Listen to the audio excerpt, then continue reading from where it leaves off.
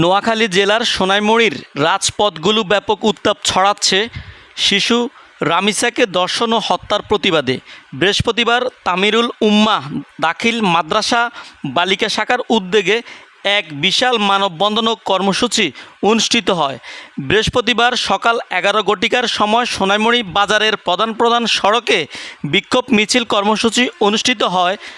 পরে বাইপাস চত্বরে এক বিশাল মানববন্ধন অনুষ্ঠিত হয়। উক্ত মানববন্ধনে উপস্থিত ছিলেন সোনাইমুড়ী তামিরুল উম্মাহ মাদ্রাসার পরিচালক ইব্রাহিম খলিল, সোনাইমুড়ী প্রেস ক্লাবের সভাপতি বেলাল হোসেন ভূঁইয়া, পরিচালক মাসুদ আলম, সহকারী মোহতামিম জাকারিয়া শিহাব, অত্র মাদ্রাসার শিক্ষক শিক্ষিকা সহ প্রমুখ শিক্ষার্থী এ সময় উপস্থিত ছিলেন।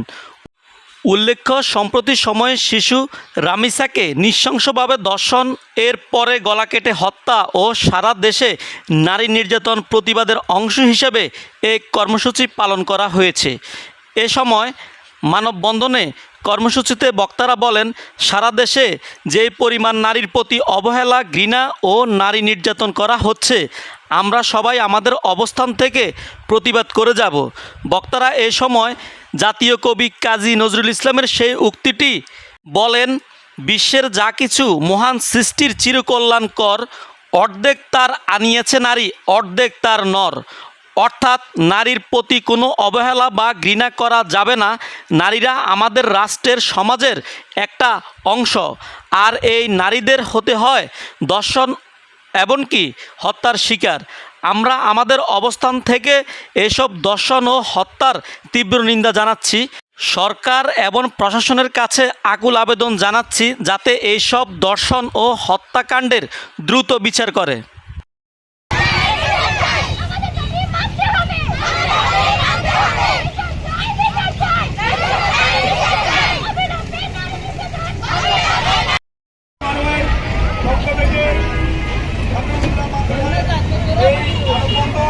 এবং রেলিকে সমর্থন এবং সম্মতি জানিয়ে আমি আমার বক্তব্য এখানে শেষ করছি।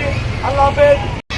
বিচার চাই, বিচার চাই, বিচার চাই, বিচার চাই।